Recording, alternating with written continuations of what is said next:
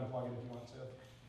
So, well, Mike is terrific. We first met, I'm trying to think, 5 or 6 years ago at the Yale CEO Summit with your CEO, Dan Reardon, and you and a few people. And we would, after having a whole long day of being entertained by Jeff Sonnenfeld, we would go down to the Bull and Bear and at the Waldorf, the basement there, and we'd have a soda pop late at night. And that's right. So we're Baptists, right? We have soda pop. Used to be a Baptist. I'm a Methodist now. Is that 32 ounce one? You know, my grandmother used to refer to root beer as Methodist beer. So, but we would talk, and somehow it's amazing how certain conversations come up, and what do you do? And I mentioned I was in the God business, and he said, what's that? And told him a bit about my work, and came to realize that Mike was a person of faith. In fact, his faith really mattered to him a lot. And we had some fascinating, with a bunch of other people who were at different stages of faith journey. Some people who would describe themselves as spiritual but not religious. Some were atheists. Some were also people of faith. And we would just talk till the wee hours of the morning about big problems, big life problems, and what role does faith have. And so we kind of developed a kinship and have an annual ritual to do that. And in a weak moment one night, I asked if he'd come be my interviewee, and he graciously agreed to do that. So thanks for being here. Thank you very much for having me. And if there's two other special guests, I'd be remiss if I didn't do it. Kelly, Mike's wife, is here with us. So Kelly, a warm welcome to you. And their oldest of 3 children, Alex, is here as well. And Alex, we're delighted you're here. So now the deal is, you have my complete permission, Alex, if at any time your dad says, oh, Dad, it's really embarrassing, just raise your hand and tell me a good story about it. How's that? Let's put some guardrails on that. I did want to talk just really quickly. So it's David asked me, he said, I know you're going to visit New Haven. We're going to go to visit Yale later today. Alex is a sophomore. He's starting his search. So we thought we'd start, small and go visit Yale. And so that's why he looks so nice today. But you mean that's not normal sophomore attire in high school these days? But the pressure, my son's never seen me at work. So this is probably the biggest pressure I've had in a public speaking environment before. Actually, my wife has rarely seen me working. They wonder what I do when I go off to places like China, etc. Kelly often wonders how I'm going to get back, or how I get back. But connecting some dots, and my family is very important to me, my faith is very important to me, and my business is very important to me. So we have Chris Shades is also on North Highlands board. So no pressure for me today. Exactly.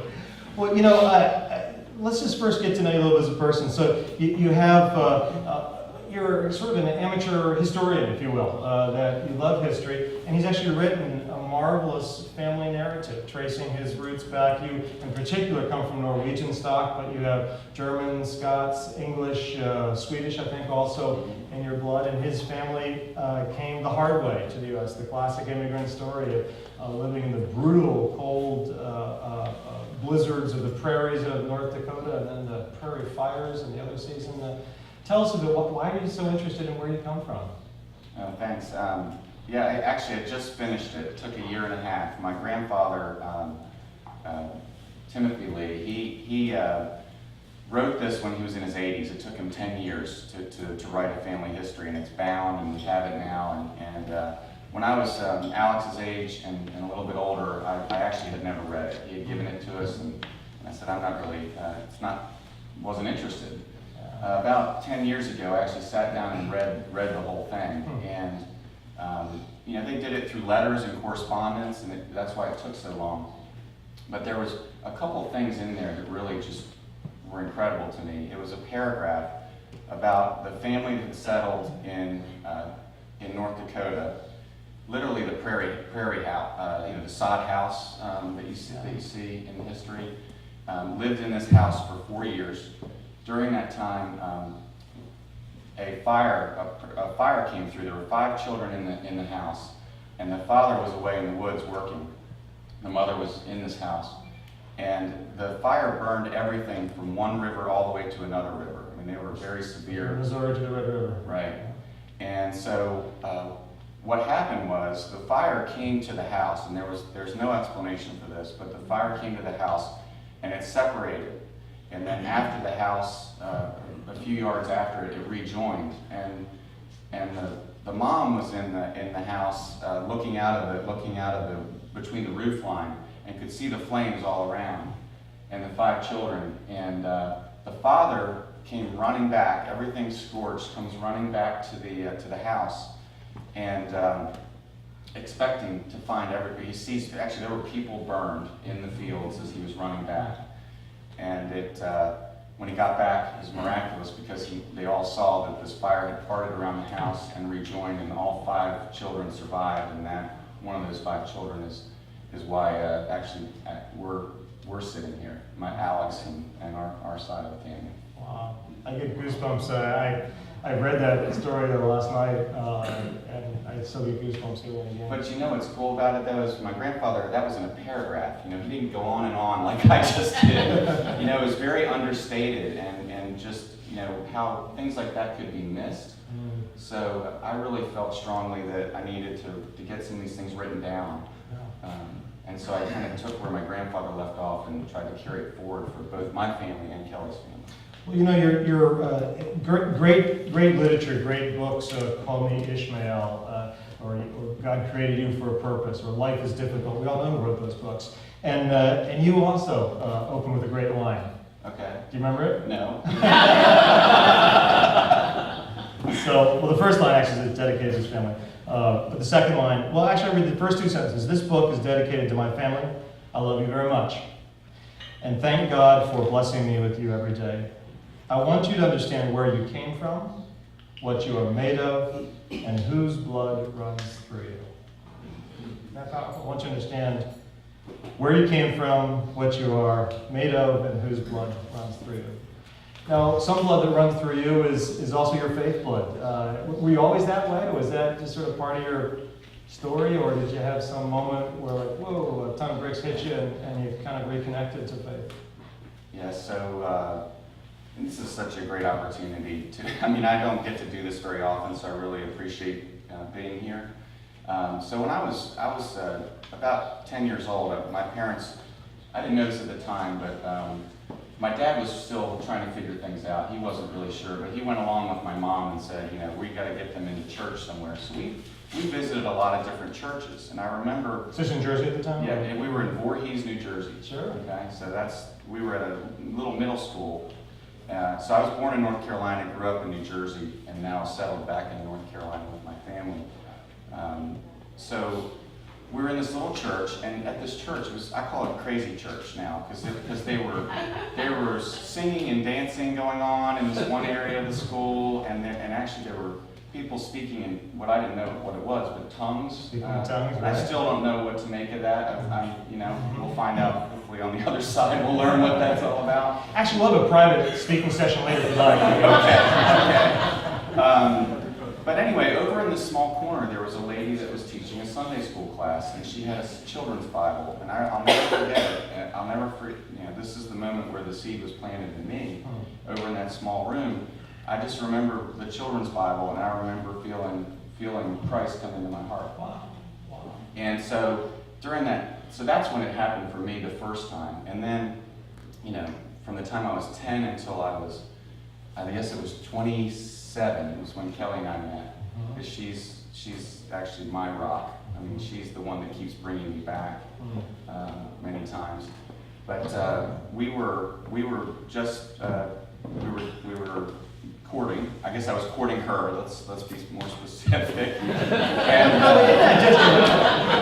It's just a wonderful phrase to be courted. Yeah. So then you go from the hookup culture to courting. That's kind of nice. Yeah. To hear that. So you were pitching woo. Right. Yeah. She was And she's saying go away. Pretty much, you know, she's not saying go away, but she's wondering about me. Is this going to be serious or not? And is he going to be serious? And so she would go to church every Sunday at the Baptist church. And I got more curious. So college, you know, call them the wayward years, you know. A little off the reservation time? Just I think normal college experience. And Alex, I'll tell you what that means later on. It's Friday night in the library till about 1 in the morning. That's exactly right. Root beer, right? So anyway, we were going through that, and because she was so strong in her faith, and I really liked her. I wanted to learn more, and so I started going to church with her. And then one night, I started reading. I flipped open the Bible. I was like, I'm going to go try to figure this out. Engineer. It's going to make sense. In college, I would read it, and I would want to argue with it. So everything, a lot of things in there, I would say, well, that's not right because of these reasons. Well, anyway, this one night, I started reading it, and the only way I can describe it is words were coming off the page, and I had a spiritual experience where everything I read, as I flipped through, I went from one page and I flip ahead a bunch. Thing that just is truth. That's just kind of what hitting me is truth. So it's the motif or the theme. Truth. Well, even just the words and what I was flipping to, I would say that's true. And 4 hours after that, I woke Kelly up. And I said, I told her what happened. I said, what do I do? And she said, well, what we do is we walk down the aisle at church on Sunday and we go up and we make a public profession of faith. And so that's what I did in the Baptist church. And big step from a kid from New Jersey. Yeah. Well, I mean, culturally, that's not the norm. Where do you grow up? Well, what was good for me is my parents, for whatever reasons, we had gone to 5 or 6 different types of churches. So I wasn't so married to the theology. It was more about the Bible, from that, from the beginning. I remember coming back from college, speaking of college years of wayward years, like you, I spent a lot of time in the library during college, and I had a similar experience trying to get my wife's interest. But I remember once in my sophomore year in college, I went back to the pastor who ended up marrying and carrying me deeply influential Charles Kerr. He's one of those key figures in my life, and I went back full of Methodist pastor, and he's kind of a traditional conservative guy, and I went back full of vim and vigor about how crazy the church was, how screwed up it was, how hypocritical it was. Bear with me, Chuck, we're okay at this. And I knew he was going to give this really vigorous defense of the church, and we'd have this debate, and I was going to show him how smart I was to go to college for a semester or two. And he dumbfounded me at the end of my little spiel by saying, David, you're absolutely right. I said, what? I said, you're absolutely right. The church is screwed up. It's hypocritical. Any organization that has people involved is fallen. It's called the doctrine of sin. He said, don't ever confuse the church with Jesus Christ. The best thing a pastor ever said to me, don't ever confuse the church with Jesus Christ. And yes, we should be part of the church, and it's a central part of our life, but let's not confuse the two. So it sounds like you had someone else to... No, I think, for me, following Jesus, and when I'm having a good day, I'll actually go look at scripture in the morning. One of the things I struggle with is with a busy job and 3 kids is, I don't often get into the scripture in the morning, but every time I can, Kelly's better at it than I am, even though we both struggle with it. But first, those days when we first thing in the morning go to it, it just makes the day go a little bit better, it seems like to me, but I bet you it's 90% of the time I don't do that. Let's talk a bit about your work. So you start your career with Arthur Anderson in the business consulting group, not the accounting side, right? And actually started in audit, okay. So I'm a recovering CPA. Oh. Needs help. I need help too, but I was a CPA for 2 or 3 years, and then when they started the consulting business, when Anderson Consulting started splitting off, Accenture split off. Right, I went to work for a former McKinsey partner who had started the consulting group in the Carolinas for Arthur Anderson. Got it. So you're fast tracking along, you're shooting the lights out, spending 90% of your time on the road. You love consulting, you're really good at it. You're about to make partner, they announced that you've made partner, and then something happens in 2003-ish. Enron and Anderson implode, right? What happened? Yep, so in that time, things were going pretty well work-wise, I thought. I got an email that said, congratulations. Now, so I love consulting. I realized through this process I went through during this time that that's what I love to do. It's what I enjoy, and for whatever reason. And In that time, I had gotten an email that said, "Congratulations, you've been promoted to partner." I had been there 13 years, so it was a great milestone. Sure. You know, to say, yeah, you love what you do. If you do what you love, good things can happen. So 2 weeks later, I get another email which says, "Uh-oh, Enron." And it was you know, I remember we had just had our third child. Right. We had a brand new baby. I had gotten really, you know, out ahead of my skis, I would say, and bought a new house. And Kelly and I feel like it took us 6 years to work out from under this bad decision, but we had bought a new house, and so then boom, you know, you start to see this Enron thing, and for a long time we were like, oh, you can't bring a firm down, but it did.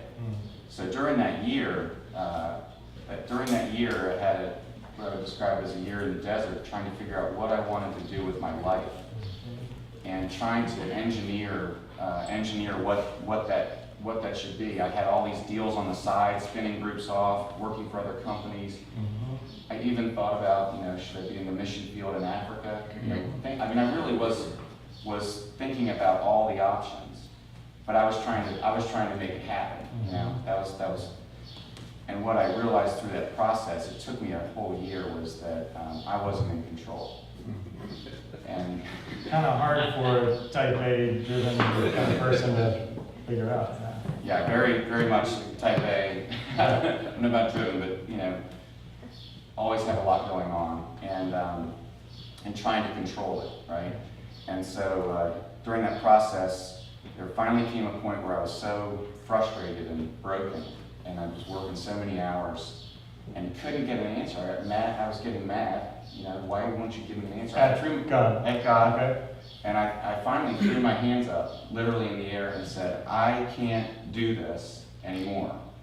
And I gave it to God. I almost physically raised my hands up and said, "You take it." What happened?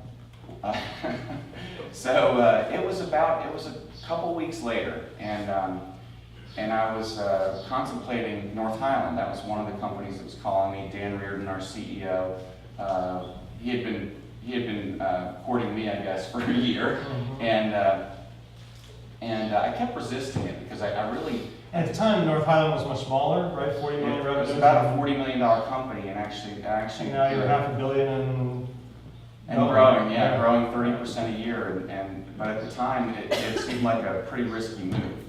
Because I was part of an 80,000 person company, and it was going to a couple 100 person company without the resources that I was used to, right? So anyway, I avoided it for a long time. But Dan had this guy, Scott Evans, who's actually a Christian. I didn't know it at the time, but he just kept after me month after month. So I'm driving to Augusta, Georgia, where my client was, and a lawyer calls me and to inform me that one of my partners was telling my new boss, where I was at Bearing Point at the time, was telling my new boss that I was going to be leaving, that I was looking at leaving, which is really disappointing because he and I had been looking at things together, right? So it was you know, it was inopportunely, yeah. You know, and I have forgiven him, but it was one of those moments where you just kind of have I had a lot of stress. So here I did not have a new job, but I was putting my current job was at risk. And at 3 o'clock that afternoon, he was going to be telling him, and on the fly, I said, "If you could please ask your client to give me later in the day to give me till tomorrow before they do that." Well, I hung up the phone, and I was stressed, and I was just wound up. And after a while, I turned on the CD player, and I had this contemporary Christian music in the CD player, which I hadn't listened to in months. So I hit play on this thing, and I can't remember the name of the song, but I felt from my head, like all the way here, almost like a being washed out, the stress leaving me, out my toes, the gas pedals, and God said, "Trust me." And I knew what he meant. He meant trusting him. He said, "Trust me, do this North Highland thing." And The only thing, and thank you for this opportunity, but the only thing that I will ever take credit for in the whole process of being part of what the whole team at North Highland is doing is that I said, yes, Lord. And I hung up. Before I could change my mind, I called Dan. I said, fax everything to me that we talked about this morning to this number in Augusta. And when I get there, I'm going to go over to my client and I'm going to ask them if this is okay with them, because they had carried us through. Oh, sure. You have a loyalty to And it's a your great company called Morris Communications. They have it's a family-owned company. Yeah, and I actually got the chance to tell Mr. Morris and his wife this story because their son, who was the president, when I went to tell him that I was leaving after they'd spent all this money with me and my company, and I told him about our kids, and he said, Mike, I don't know how you've been doing that as long as you have.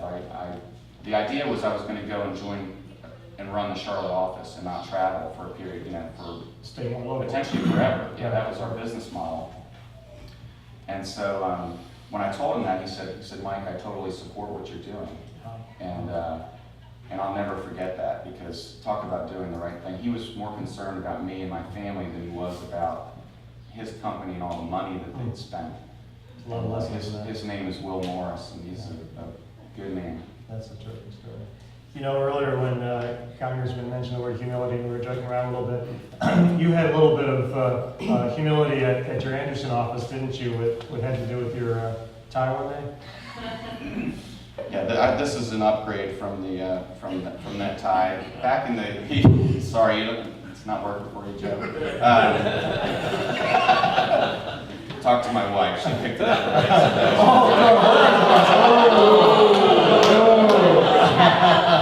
How long are you going to hear that story? Yeah. So anyway, quick story.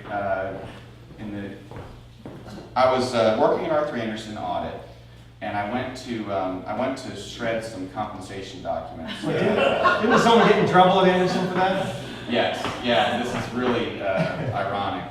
Anderson and shredding are not really good in the same sentence, but go ahead. All right, so I went into this room, this copy room. They had the huge shredder in there, about this big, and I looked. Their accounting department, it was mostly women, right? So not a lot of people with ties going in there apparently. That's one of my excuses. So they had this thing turned around backwards so the paper would spill out the end of the table. So I put the documents in there, and I'm looking for the on switch, and it's not on the side facing me. So I get up and I reach over, and they have this big knob on the other side. And I reach over, and as I'm reaching over, my tie slides down the silver tray. And just as I'm hitting this thing, it yanks yanks my tie into the shredder, and all the way to about right there. And so I'm stuck in the shredder. And the knob is all the way on the other side, and my knot is about like that. And it's choking me. So I'm stuck there,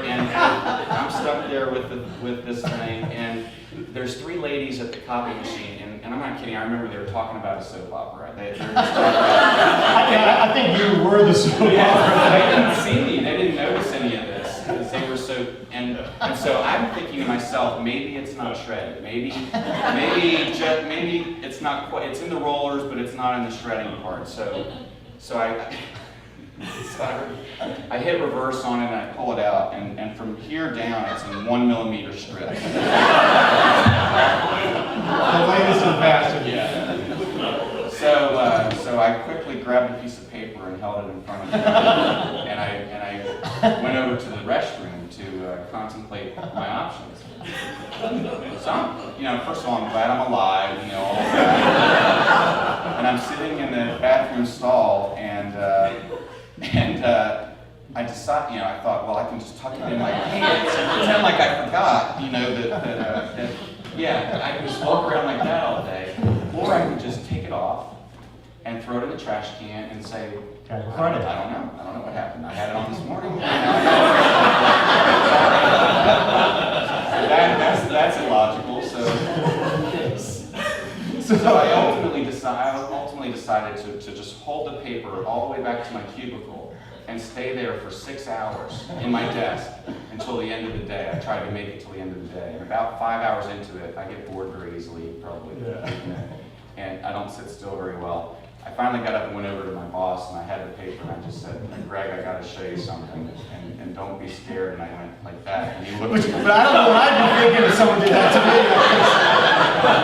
Maybe that's my I'm calling security real quick. So, you know, you look at your career now, and gosh, of course, you've been a big part. You're modest about it, but I know from talking with Dan that you've been a key leader in your team and just having this explosive growth. And although you're on the road more now than you used to be, you take your family off a lot with you. But life isn't linear. Can you remember any times when you look back, and I know you're a golfer, that if you wish you could do it, have a mulligans and do a do-over, where you just frankly you blew something, and maybe not just like a business judgment, we all do that, but maybe an ethical call that in hindsight you didn't like how you played that hole? Okay. You know, yeah, there's lots of struggles, and I'll share one that happened probably about 3 weeks into my new job. So With North Highland. So I walked, you know, go into our office. I actually had never been to the office in Charlotte, and actually in my mind I was thinking I don't want to go there because it might scare me. But it was a closet. It was really just one room with 2 desks and And a paper shredder? and no paper shredder. I definitely have stayed away from this since that experience. I have a bit of a phobia. So I was a few weeks in, and we had this big proposal for a very large Fortune 500 financial services company. So we had to write this proposal in 3 days, 30 pages, and we only had 2 people in the office at that time, myself and the person and a guy named Tim Gunter, and we started cranking this thing out. Well, halfway through it, we lost half the file. I won't explain why, but it was due the next day. I lost half the file, and you know, it was 5:30 at night, and Kelly was calling me saying, you know, when are you coming home? You know, this new job, it's no travel. She's like, I want to see the benefits of this, right? Yeah, sure. So I was like, okay, I'm coming home. So I'm thinking in my mind, I'll boot up after the kids go to bed, and then I'll crank this thing out, stay up as late as I need to. So we put the kids to bed. And I sit down and I boot up the computer at the time, and it's not working. So I can't get the thing to work. I can't dial in, and I do like I did at Arthur Andersen. I flip it over looking for the 1-800 number to call. Well, we had no 1-800 number at the time. It was figure it out yourself. So anyway, the computer wasn't going to work. So I went into the bedroom and I told, you know, Kelly could see on my face I was stressed. You know, I couldn't mess up this proposal. There was no one else to do it, and I was freaking out. So she took one look at me and she said, and I'm going to give you the clean version, Kelly. She said, what have you done? That you were a partner at Arthur Andersen, and you know, what have you done? And so we both were having a moment where we had really questioned, you know, we're questioning what we had done, and you know, and like I said, I believed that God was calling me to go do this. But you have these dark moments. Are you still on the right track, right? So I said, Kelly, I said, well, I'm going to get up tomorrow morning. I'm going to try to get some sleep. Get up tomorrow morning, and we're going to try again, and hopefully I'll get better. And so there are those moments that are, you know, very dark setbacks, but you know, basically just trying to keep forging ahead until God says, you know, go a different direction. Did you ever feel pressure to compromise your integrity? Not that someone, you know, waved a big bribery check in front of you, or maybe, but where you were just, whether client pressure or partner pressure, revenue pressure, where it just didn't feel right. And how did you? You're gonna make me do this, aren't you? Mm-hmm. He warned me, but no, I mean, it happens a lot. I mean, in business, you know, these ethical questions come up all the time. We work with the largest companies in the world. We're doing business in Europe and Asia, and so in particular China, I just find really fascinating. So that's you know, what I will say there's there's differences between the way they do business in China and the way that we've done business, our company's done business. And so trying to discern what is really a difference in culture and what's a difference in business practices and what's just wrong, meaning we will not be a party to that. Right.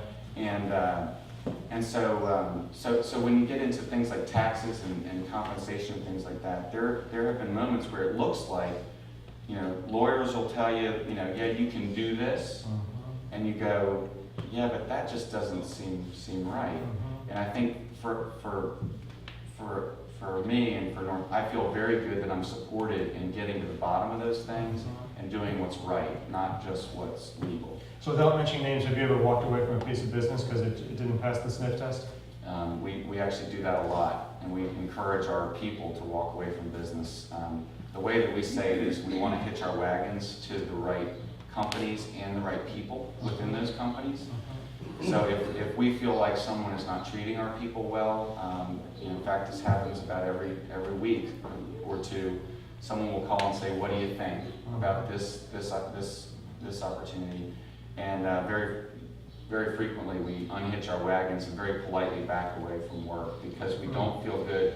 If we go into it knowing someone is the type to throw you under the bus, we're not going to do business with them despite the short-term revenue gain. That's a pretty gutsy thing to do, particularly, you've been having, it's counter-cyclical, counterintuitive, you've been growing while the rest of the economy has been shrinking the past 5 years. Do you think there's any correlation that you're walking away from business? Yeah, the other thing we do is this unusual in consulting or professional services is we guarantee our work. So as when we were small, it seemed like, yeah, let's do this because it'll help us get our foot in the door. Right. But then when you're doing $20 million with a client, you're saying we're still guaranteeing our work. That's a big deal, and so we have stuck to that. And to this day, we have moments where projects go sideways, and at the end of the day, if the client's not happy, we give them their money back. And you've actually done that? I've done it personally 5 times. Wow. And actually, it's interesting because in those cases, 4 of those people are clients today, and one of them doesn't work at that company anymore. Interesting. Yeah, because they were really not, it was a situation where they were not doing the right thing, but at the end of the day, the company was asking us to make it right, and we did. Wow. So. Isn't it amazing how often if you have a bad client situation that when you step up to it and take your hit, that they respect you more for that and then stay with you if they realize that it's fixable in the future. That's a powerful story. So really you saw me hold up the 2 Bibles, right? This metaphor we use, the Wall Street Journal, I don't know, I could use the Charlotte Observer or something, but the journal and the Bible, a lot of us, particularly in the Northeast, we're much more sort of quiet about our faith and more private, and it's a big part of who we are, but we don't wear like a big bumper sticker. How do you live that out? So when you're in Europe or China or in your own backyard doing business with people, do you let people know you're a person of faith, or do you let your actions speak? How do you think that part through? So we've been talking a bit about ethics, but just how do you share your faith, if at all? Does that matter to you? It does matter, and I think that's been a maturity for me. I think there are times in my life where I was not, I would say, living my faith out loud. And by that I don't mean walking around saying I'm a Christian. Yeah. I don't feel like that's. My aha moment was realizing that I could be I don't need to be on the mission field in Africa to be a good Christian, that I can be a Christian consultant. And that, that was one of the things I want to make sure I share with you is whether you're a banker, doctor, you can be a Christian professional, right? And what do you mean by that? What is that? Well, to me, it's just, so again, I'll just give you a specific example. Yeah. So I had a trip to China, my third one last year, and I was really struggling with going. Being away from the family for 8 days, 39-hour round trip. It gets pretty dark during the midway over when you can't see land on either side of the radar, and I was really struggling with it. But there was one of our employees had been diagnosed with cancer. So she had a 3-month-old baby and had just found out she had cancer in her shoulder, and they had removed it, and she was undergoing treatment for that. And And so for me, that trip, I had a bunch of, the tax and compensation things to figure out. But for me, the most important thing to be done on that trip was to go visit with her. And, and not, I don't ram my faith down anybody's throat or try to say there's a right way or a wrong way. All I did was I went and visited her family and let them know that my family and our church, and we were praying for them. So that was. How'd they respond? I mean, just, we also had a gift. So, found out what they needed, what their needs were, and so to me it was more about the act of being there, the time that was spent, the meeting the need, and not about, let me tell you about Christ right now. Now, if someone asks me, or if they come to me, I'll either help them or point them in the right direction. But to me, it's about living it out as much as it is talking about it. Well, as you remember, one of the I ride bikes, so I do road riding, and I was recently, in addition to listening to my rock and roll, I listened to all four Gospels, which is sort of over a course of a series of rides on an audio on my iPod. And I was reminded, and that the one thing that ticks Jesus off over and over again is what? It's not the sinner, it's not the person who's screwing up, it's the religious hypocrite. Ticks him off more than anything else. And some of his nastiest language of weeping and gnashing of teeth and being thrown at it is all when he sees someone purporting to be one thing and yapping away about it so that everyone else can admire the religiosity when in fact separately they're living a different life. So it sounds like you're trying to follow that path of living it and not just yapping about it. Although there's a time for words. There's a time. So one of the things that on that topic is I tend to use the word I too much. And that's something I don't like. I don't like about myself. It's about our team. It's about what the team's doing, and that's one that holding up God and There it is. For those of you who are here for the first time, the flag is being raised. It's Admiral Greenwich. I told you that. Got me. That was God. Love you, Alex. We're okay. Kind of. You said they warned me, but still, that was pretty good. Check that artillery out later. 8 o'clock in the sunset every day. Is that There you you're go. done? No, we got a little more time. Okay, good. All right. So do you have any? I mean, it's 15 regroup minutes here. to go. Okay. I know you really do try to study the Bible and get inspiration from it and encouragement. Are there any verses or parables or narratives or stories that are just particularly special to you that you'd be willing to share? Absolutely. I had an opportunity to go into a prison in Bennettsville, South Carolina, with a guy named Frank Harrison, who runs From Coca-Cola. Coca-Cola. It's the largest bottler that's not owned by Coke now. Yeah, that makes you good. And so he invited me to go with him on a day. And he's a really neat guy. He was giving me a hard time. We're going into the prison through the different checkpoints, and as deeper you go into, they lock another door behind you. Like, okay, this is real. Serious. Yeah, Alex told me. He said, "Dad, you're not going to wear that today, are you?" He said, "They're going to kill you." And I actually told that story. It was 300 prisoners. But Frank asked me at the end of it to share scripture with them. And last night, as I was thinking about today, the same scripture came up. And another guy who has done I went one time, so big deal, right? This one guy who I work with does 3 times a week in a prison. No kidding. Yeah.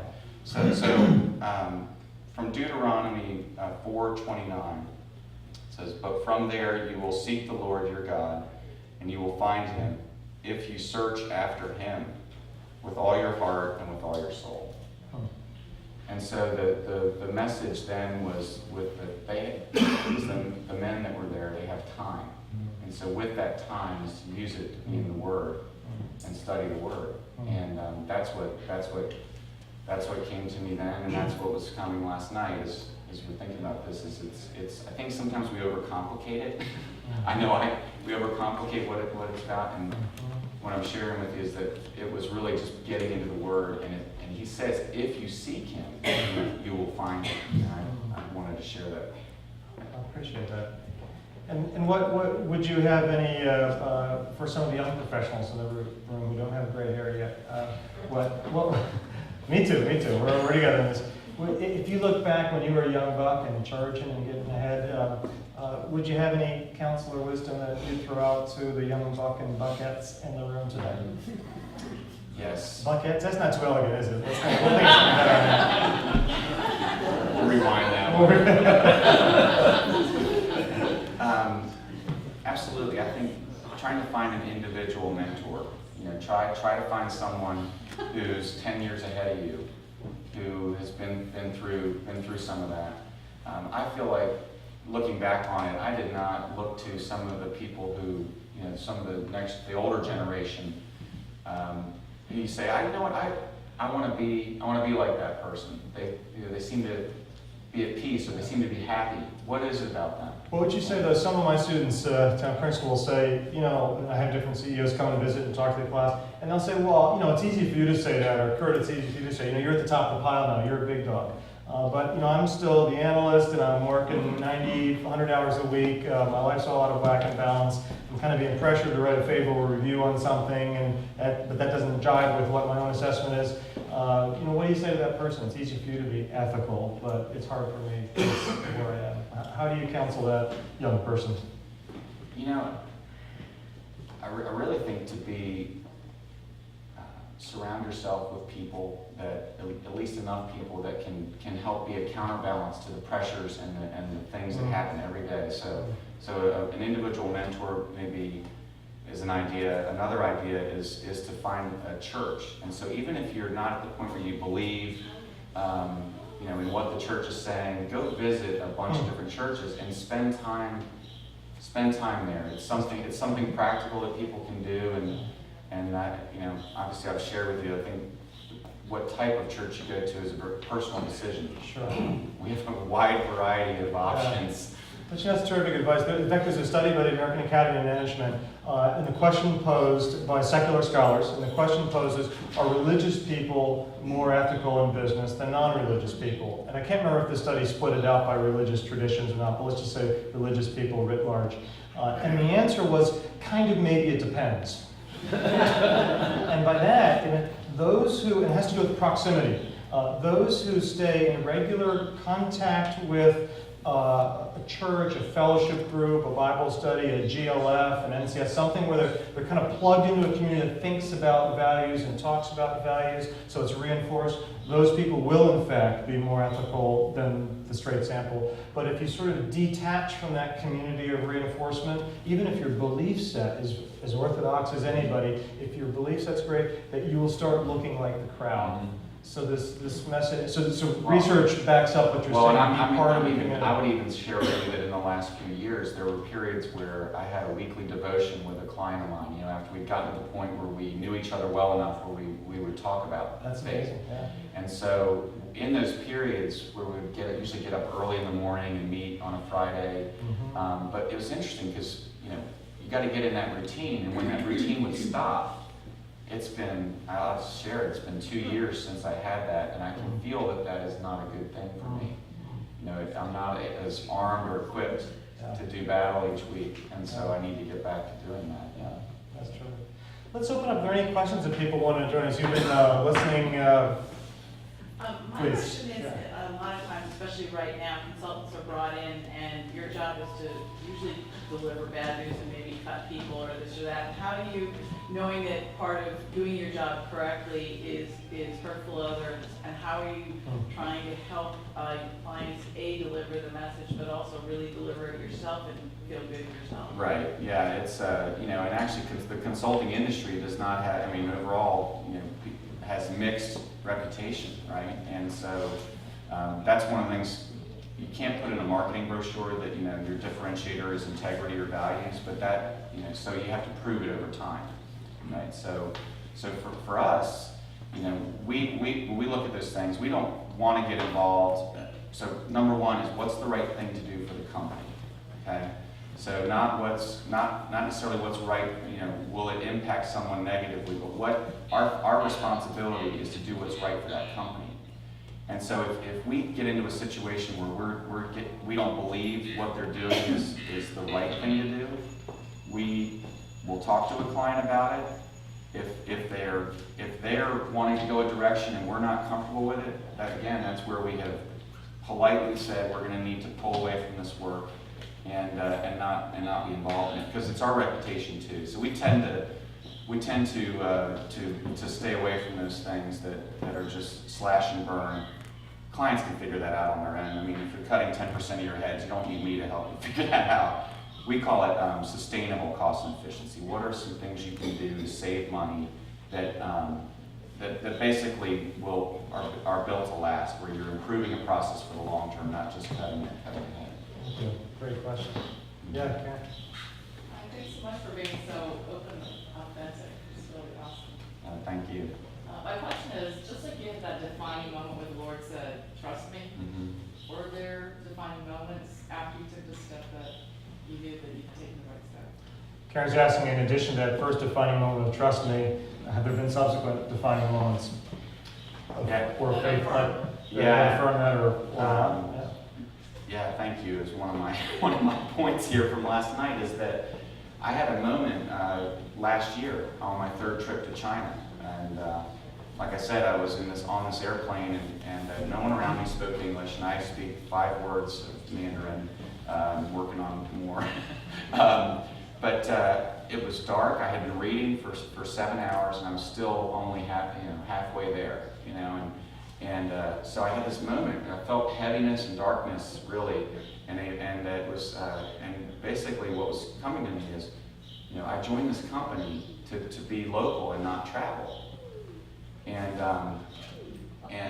you know, I'm halfway over the Pacific Ocean, and I'm going to be gone for 8 days. And I have 3 children. I said, you know, what am I doing? You know, what am I doing? And I said, God, what am I doing? Am I still doing what you want me to do? And so it was, after I asked him, it was interesting. And I've not talked to very many people about this, but it almost felt like someone put their hand on my shoulder. And it was basically just nothing other than just keep forging ahead. So I stuck my head back in the book and said, okay. And on that trip, like I said, I was able to visit with that, got some other good work things done, but was able to visit with that employee. And I feel like that, if nothing else went well with my job or with you know, if everything fell apart tomorrow, that was where I was supposed to be at that particular moment. Thank you. Other questions? Yeah. Mike, thanks for your testimony. One question, I know when you're, especially starting off in your career, the amount of hours and time away is very difficult. How do you balance that with having a family and making sure that you keep the proper balance between working? Yeah, As part of your answer to that, would you mind sharing, succinctly, because we're nearing the end of our time, but the what I call the Wednesday night story? You kind of had that dark year. And you came home from work one day and Kelly said, here they are, yours. And as you were putting, I think, the girls to sleep, one of them asked you a question about heaven and so forth. Maybe you could link that in your answer. Yeah, so there have been, there are periods in my, so the first 10 years of our trainers, we probably worked 70, 80 hours, work on Saturdays, before the kids were, more than 2 or 3 years old. And I felt like at that time, I was enjoying the work. Kelly, it was nice because I had a partner who had worked, Kelly, my partner, who had worked at Arthur Andersen, who kind of understood what that was like. And so, so I did work a lot of hours back then. And but she and I, at the time I didn't work, she and I would spend together. As we had children, I call it, Kelly doesn't remember it this way, I call it the dark winter. A series of having children, and it was really hard on her when I would be working too much or away. And frankly, that was one of the things the straw that kind of broke the camel's back with the third child, Olivia. So, I'll give you an example now. So when I joined North Island, I made a list of my priorities and who I wanted to be. You know, kind of like if you were to die, here's what you want to be remembered for. And a lot of that had to do with my wife, my faith, and my children, and then my friends and family, and then work. And so I think writing that down and then keeping that front and center, you know, that way if you do have periods where you're working too many hours, you're kind of always thinking about how do I get back to the target. So define your target, and then, you know, for me, you know, the trips to China are part of our life, but they're part of a big life that works for us right now. And so what I do is we have 50 offices, and I travel a lot, but what I do is I travel every other week. So I'll be in Charlotte one week doing video conference and phone calls and clients in Charlotte, and then another week I'll be traveling somewhere. And so I'll do two nights out. So I mean, to me, that's a lot better than what I had at Arthur Andersen, even though now I'm doing a much bigger job. And then if I go to Europe or China without them, I'll usually leave 2 weeks of not traveling. So I just think probably the biggest advice is just writing it down, and then over the years just pulling it out every once in a while and saying, how am I doing? Can I put a PS code in there which tell others? And that would be, if you think of the book of Ecclesiastes, you might remember it talks about a season. There's a season for this, a season for that. And if you're married or single, you might be conscious as a team, as a partnership, as a union. If you're going to go through a season, or maybe it's a big M&A deal, or maybe it's a career where you know you're going to be involved in intense work, is agree as a couple that you know there's going to be a sacrifice window. And that way you're both going in together, and maybe there's better odds that there won't be resentment. But make sure that season doesn't turn into a way of being. Make sure the season doesn't turn into a way of being. I've done it the wrong way, and I can tell you it's but you might go back and reread Ecclesiastes and take some comfort from that. It's okay. I think for short terms, for our life to be out of balance is okay. When it becomes the norm, that's when it becomes demonic. Yeah, and I've had periods where I've worked myself to the point where I had to go over to the hospital. You know, and I'm sitting there with this equipment on me, and they're saying your heart's fine. You're just, you know, basically I was just stressed. And I had to, it took one look from my kids with all that stuff on me to go, all right, I gotta dial this back. This is ridiculous. And so, absolutely, I go through that. You go through that every couple of years. So let me ask you to close with one story, and then I'll send us off because we try to be religious about having a hard stop at a certain time. If you could briefly tell the story, if I recall reading in your family history that you wrote, was it Cami or Olivia who said, "What do you have to do to go to heaven?" Yeah. So and actually one of those boogers that was there that day is sitting right here. So it was part of the story. Yeah. So what happened was it was probably about 6 months into the job, and I went to put Kelly. I got home that night. I pull in the driveway. Kelly comes out and says, "I'm going to Bunko." I don't know if you do that up here, but it's basically. Could you translate what's a bunko? What is Bunko, Kelly? It's a little card game. Oh, okay. But it's really an excuse for women to get together and escape for probably 2 or 3 hours, which I fully support. So I get home and Kelly says, "Here's the kids," and I call putting my daddy's Superman cape on. So I'm tired. It's a long day, but I'm gonna do my job. So she heads out, and I go to put Alex. Alex was Camden was probably 6, and Alex was 9 at the time, and he's 16 now. So Cammie, they're on either side of me, and Cammie says, "Daddy, do you know how you get to heaven?" And and they fight all the time. They're 3 years apart, boy and girl. And so Alex says, I said, "Cammie, what do you think? What do you think how you get to heaven?" And she says, "Well, I'm gonna build these stairs, and I'm gonna climb. We're gonna climb up to heaven." And actually, what I didn't realize is there's actually scripture that talks about building the stairs. There's also Led Zeppelin. Cammie's are creative. So that's what Cam said. What did they say? No. So Alex was on the other side. I mean, he says, "Oh, Cammie," he says, "that's not how you get to heaven." And I was in the middle of it. I said, "Okay, Alex, smart Nice pants. guy. Yeah. Well, why don't you tell us or enlighten us how you get to heaven?" And so he says, you got to be a good person. You got to do the right things. Go to church, read the Bible, and So I said, What'd you say about I said, well, I said, you guys, both of those are really good ideas, and I think that's great that you're thinking about that. I said, well, let me tell you how I think you get to heaven.